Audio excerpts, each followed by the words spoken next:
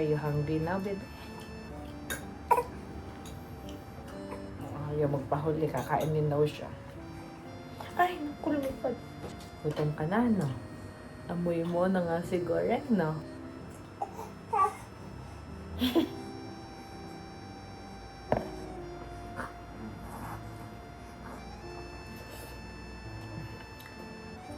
Ano ang bucket list namin ito? Gusto kong samahan ko siya sa isang gabi. Magkasama kami, may flashlight. Kaya pa yung gagamba. Ano yung experience mo dati? Na wala kang kasama? Hindi, kasama mo tatay ko. Kausuhan ng gagamba din ng bata pa ako. Yung mga grade 4, grade 5. Sabi ko, Papa, kuha ang gagamba. Tapos bigla na lang one night, o parang gutom ako or uhaw. Buba ako. Ito kasi Papa nagagawa sa baba ng lalagyan ng gagamba. So, gumawa siya ng malaki, made from box ng mga gamot ng sa baboy. Tapos, after nun, magkasama kami dalawa, ibibot kami sa farm. Pero pa yun, sobrang dami na nahanap siguro mga 10. Kaya, Gabi. gabi. Yung may hawak ng flashlight, tapos ako minsan na kukuha, pag mataas siya, kukuha.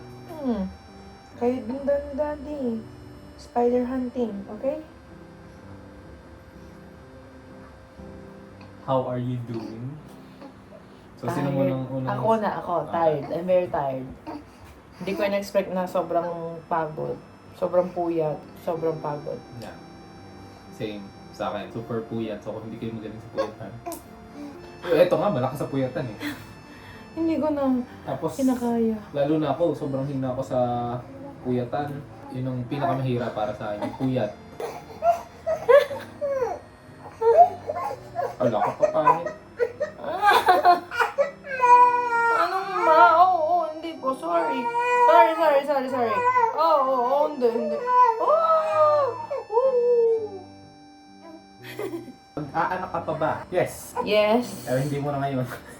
Bugbog na. Hindi Di ba rin. tapos binubugbog ka pa kami? Ay, hindi pa. Hindi. Sorry. Tama niyo ba yan?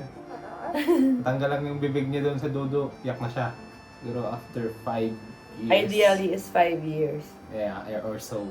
I'll be 31 by then. We will be 31 by then. And Fin will be 5. Mahirap ba? Na lalaki, yung anak. Yes. Kasi maligalig pag lalaki. Ganun ba? Oo. Ang dami yung sabi, pag lalaki yung maligalig. Ay, sabi nila yun. Ewan ko lang. Pero si Pero- Rafael parang hindi naman masyadong Ewan ko lang, pero ito patunay na to. Oo, mana sa kanyang daddy. Wow. Di ba, seryoso yung iyak niya lang for kanina, oras talaga.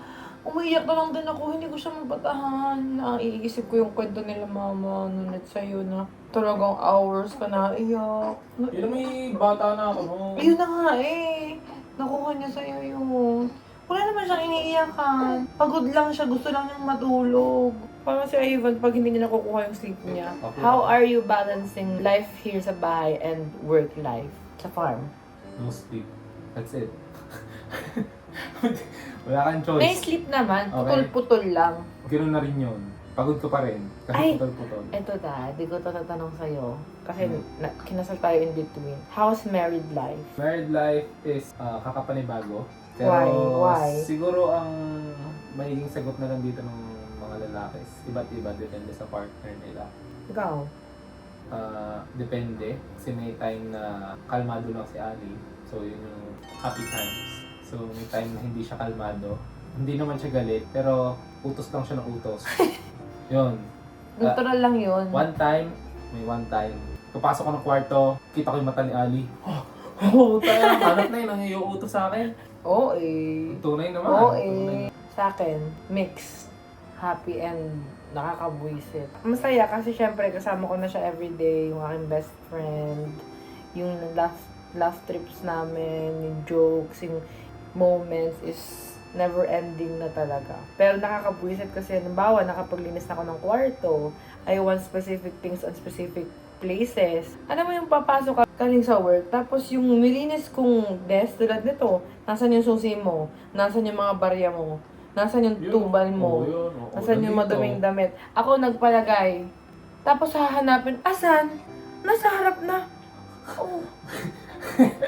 Hindi ka Parang talagang bibig yung pinapanganap. Tapos pag nandun ako, isang tingin ko pala. Magtatanong lang ako na saan para madali ko siyang makuha. Okay. Ah. One time, sabi niya sa akin, Ban, kunin mo phone ko. Hindi ko nasaan. Tanga ito. Ano, tinatanong ko na. Saan ko ba ako sa manipid lalagay yung phone mo? Man, Tawa ka dyan. masag na. Sabi niya yan. Pinapahanap ko nga. Hindi ko nga alam kung saan mo nilalagay. Sa lawak ng bahay na to. Okay. Madumi naman ang iyong kamay. Oh, kita niyo yung noo na yan? Doon, oh. Pimpin! Ang bilis ng tulog mo. Hindi ko alam. So, worth it ba magkaroon ng baby? I'd say, hindi ka pa ready. Hindi worth it. Alam mo naman sarili mo kung ready ka. Tao ka dyan. Oh, so ready ka ba? Half-half actually. So ako, neutral lang ako ngayon kasi may times na masaya. Kasi masaya laruin si Finn. May times na hindi masaya. Hindi mo Kasi batahan. nga, okay lang umiyak siya umiyak. Ang hirap kasi yung puyat. Yung puyat yung pinakamahirap. Hindi okay, be. Hindi okay na iyak ng iyak. Talaga kakabagin siya. Alam mo yung cycle niya na gutom, iiyak ng sobrang, oh. Tapos tatawa-tawa ka ngayon. Yung iyak niya is parang kinurot, parang sinaktan.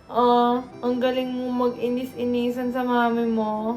Nakakapanik, tapos kakabagin kasi iyak ng iyak. Tapos pag kinabag, utot ng utot. Magigising sa tulog niya kapag utot ng utot. So, ang hirap kasi pinapahirapan mo pa sarili mo, bebe. I'm targeting to exclusively breastfeed Finn. Nag-start kami ng formula and breast milk. Kasi nung first week ni Finn, hindi ako makapag-produce ng milk. Hindi ko siya ma-nurse. Ngayon, malakas na yung supply ko ng milk and mi-meet naman niya yung demands ni Finn. As much as possible, kung pwedeng sa akin directly mag-latch at hindi na sa bote, better. Kasi hahaka ko na lang or i-breast pump ko na lang yung either boob para tuloy-tuloy yung production. And also, I'm preparing for my return to work na store na ako sa freezer ng breast milk para kay Finn. So, pag wala ako dito, at least meron siyang may inom na breast milk. Alas 1.5 month na siya. More than, pero at least wala pang 2 months, 6 kilos na siya. 57 cm. Dami din nagsasabi na para na siyang 3-month-old baby. yeah. Pero Umutot. hindi siya mataba. So, pahaba yung laki niya. Are you happy, Finn? Busog ikaw? My turn. Okay. Ito pala yung nakakain ko.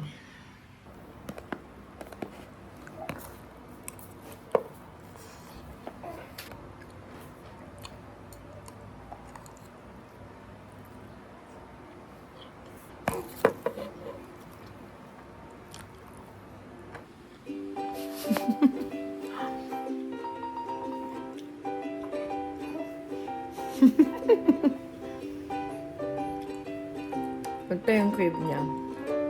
So, nung nakaraan, masama yung pakiramdam ni Finn. So, nagko-co-sleep ako sa kanya nun para mabantayan ko siya ng maayos.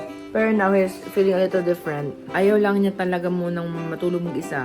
So, yun na na-develop niya. Naging mas clingy siya. Ayaw niyang hinihiga siya sa bed. Gusto niya buhat-buhat lang siya. Hindi basta buhat, okay? Pag tulog siya, ayaw niya na nakaupo. Not unless mahimbing na siya, hindi mo siya maluloko nakaupo ka. And sinearch ko yun kung bakit. Bakit nga ba ayaw ng baby or nasa-sense ng baby na nakaupo kapag buhat mo sila? Yun daw is because kapag daw may danger, pag daw may danger, ramdam nila nakaupo ka. Hindi ka agad nakakatakbo pag in danger kayong dalawa. So kaya gusto niya na nakatayo. Wala, hindi. Idol, walang danger. Safe na safe ka sa akin.